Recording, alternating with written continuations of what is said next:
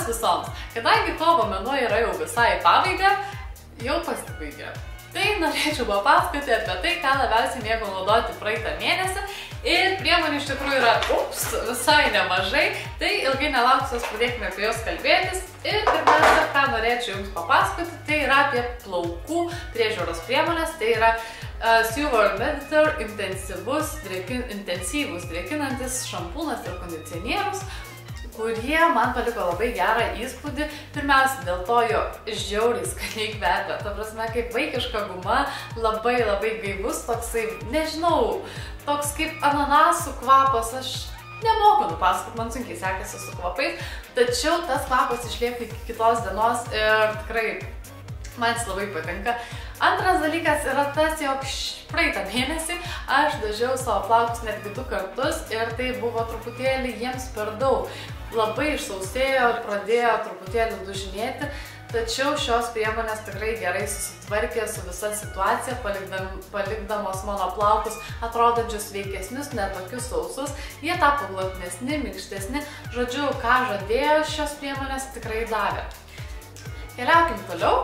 Tai prie kūno priežiūros priemonių, tai būtų Rasa Unique Body Care intensyviai maitinantis kūno kremas, kuris yra papildytas argano aliejumi ir taip toliau.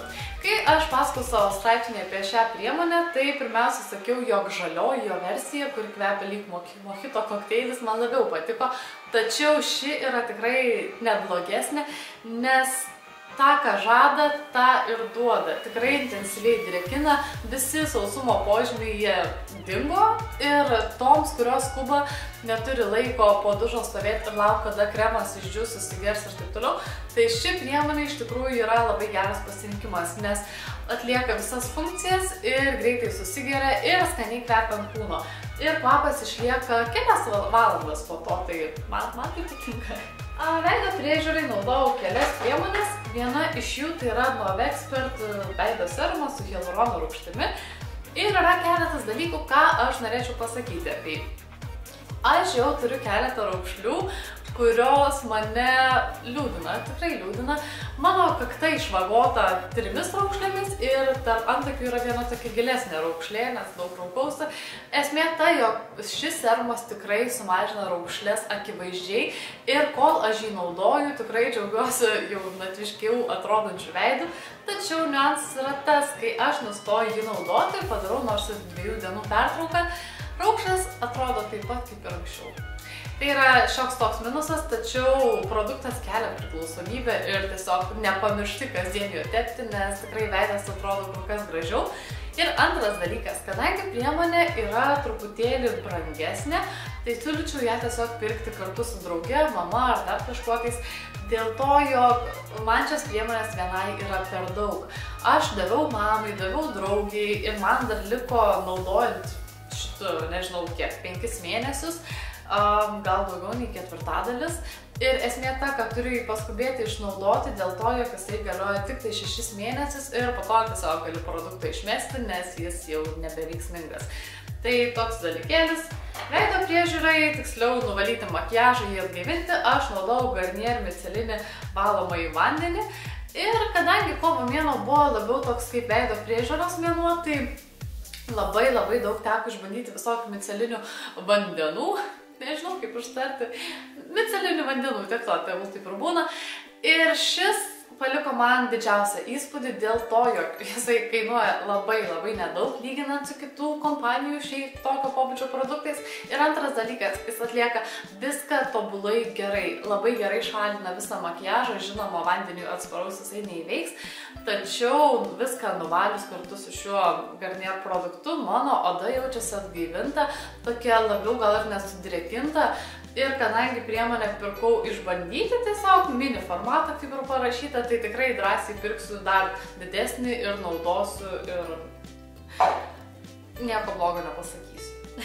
Keliaujam truputėlį prie dekoratyvinės kosmetikos ir šį mėnesį mano atradimas buvo Rival de Look Perfect Taint. Kaip ir galėčiau pavadinti į makiažo pagrindų, BB kremu, kažkas tokio. Jo esmė yra tokia, jog jis kovoja su mano raudoniu. Tai yra pirmoji priemonė, kuri paslepia mano baisiuosius kapiliarus, kurie yra netgi 3 vietose išsidėstę. Aš sunkiai juos užmaskuodavau net su maskuokliais ar intensyvesniais makiažo pagrindais ar kažkokiais. O šitas paima viską vienu potėpiu, paslepia ir mano veido oda atrodo tiesiog lygi. Aišku, spalva jo yra žalia ir kai išsklaidai, jis suteikia tam tikrą atspalvį veidui ir dažniausiai tokios priemonės tiesiog patamsina veido odą ir su šiuo yra lygiai tas pats.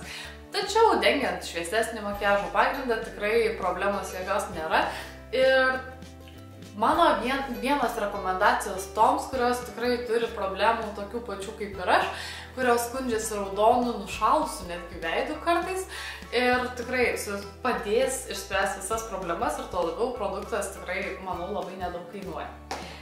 Keliaukim toliau prie makiažo pagrindo ir man labiausiai patiko šį mėnesį Make Up Forever Ultra HD makiažo pagrindas, kurį aš daugiausiai naudoju tuomet, kai aš filmuoju, o šį praeitą mėnesį tikrai mano video padaugėjo akivaizdžiai ir labai gražiai atrodo nuotraukose.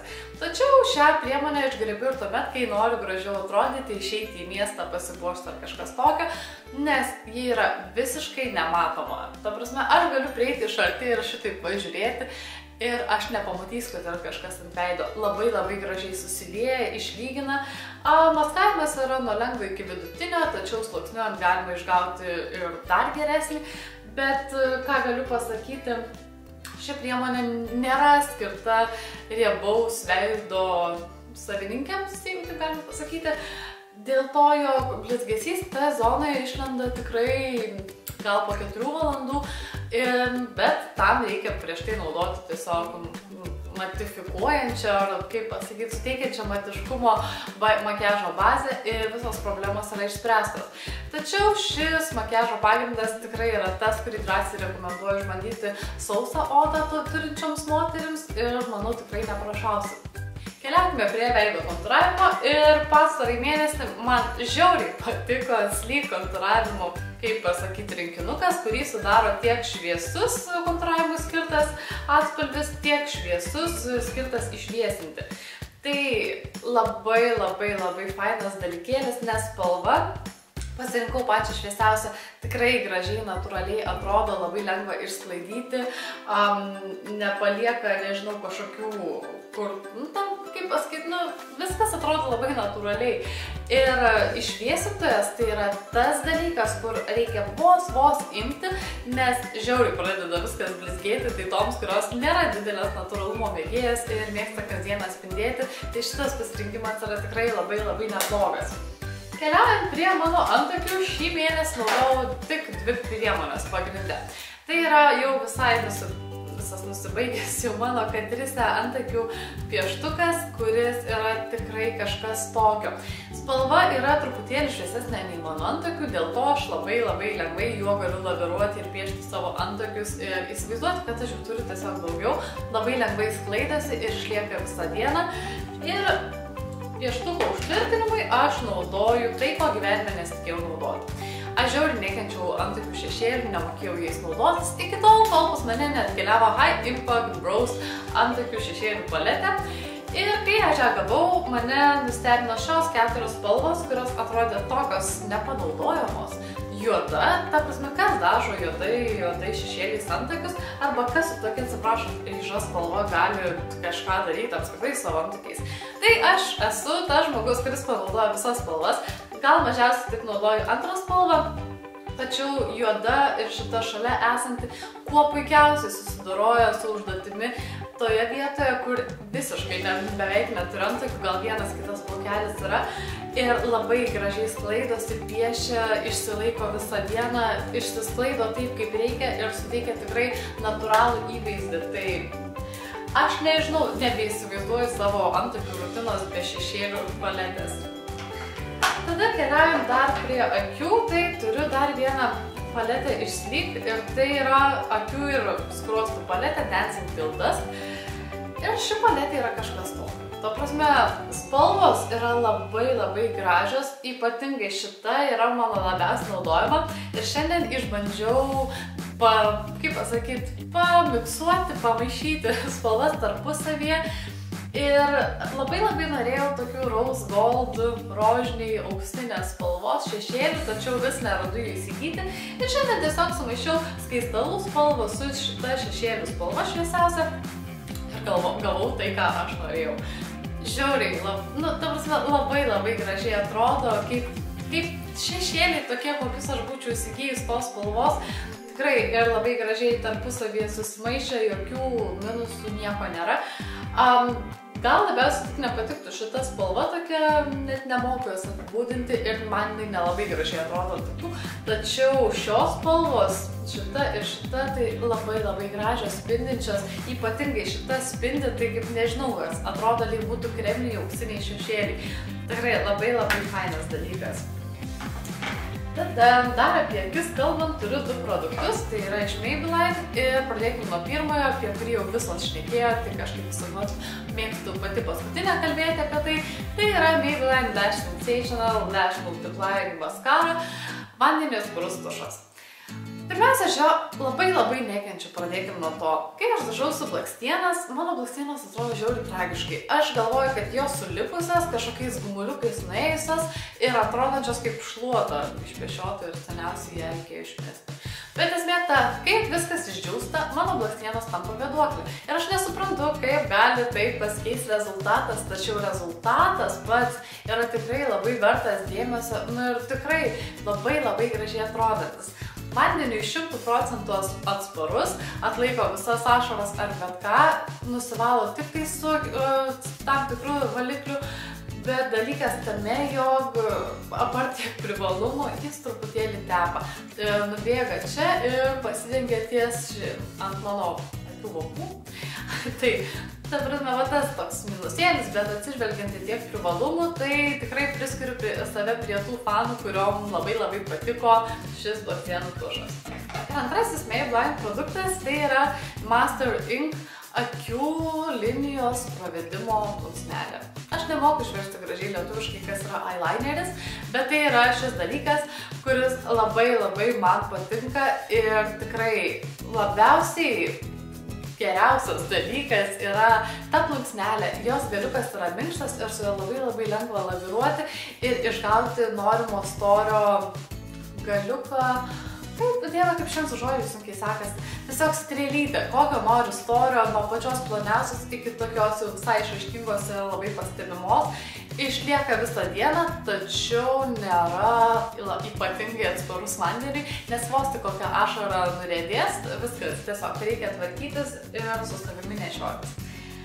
Apie lūpas, kalbant jau mes visai pabaigą, tai turiu 2 produkčiukus. Ir pirmasis iš jų yra Elais balzamas lūpoms su apelsinais, apelsino teriniu aliejumi, jeigu tiksliau. Ir tai yra dalykėlis, kurį aš kasdieną nešiojuosi su savimi, kur aš bebūčiau, ar aš einu į dušą ir po dušo pasitepu, ar aš einu miegoti prieš miegą pasitepu, ar aš tiesiog esu mieste ir noriu padengti savo lūpas ir jas apsaugoti nuo vėjo ar dar bet ko. Tai yra tikrai ta priemonė, kurią aš labai mėgstu ir man paliko tik geriausius, kaip pasakyti, geriausią įspūdį ir vienos mano rekomendacijos. Ir pakuotė yra labai faina, išskirtinė ir daikčiukas yra mažytis, o tai reiškia, jis yra kompaktiškas. Ir tos, kurios mane seka, skaito ir viską žiūri, tai dalykas tame, kad jūs tikrai žinote, kaip aš pamečiau galvą dėl šio produkto. Tai yra Lord & Berry lūpų kreidelė, kuri padaro efektą ir tavo lūpos yra matinės. Nežinau, ar teisingai pasakiau, bet esmė tame, jog šis produktas yra kažkas tokio. Kai aš jį gavau, galvoju, šitos spalvos, tai tikrai gyvenime nenešiočiau, nes tokia negraži, tokia keista ir visiškai ne man. Pastebusi pirmą kartą supratau, kad tai yra mano spalva ir jeigu aš būčiau jos neišbandžius, tai būtų didžiausia gyvenimo klaida. Ir dalykėlis tas, jog ši lūpų kreidelė yra tas produktas, kuris padaro labai gražų matinį efektą, visiškai nesausina lūpų, tikrai ilgai išlieka, aišku, ne tiek ilgai, kiek ten jau labai specialūs matiniai produktai. Šis yra lengvesnio pobūdžio, bet labai gražiai atrodo ir spalva vadinasi Intimacy Pink, man atrodo. Ji truputėlį netgi padidina lūpas, tai atrodo visas vaizdas, man tai labai gerai. Ir viską, žinokit, tiek buvo šiam kartui, tiek produktų. Aš labai tikiuosi, jog ir tu kažką atradai, kas tave sudomino. Ir man šį kartą būtų labai įdomu, kad ir tu parašytum komentaruose, koks buvo tavo mėgstamiausias šio mėnesio produktas.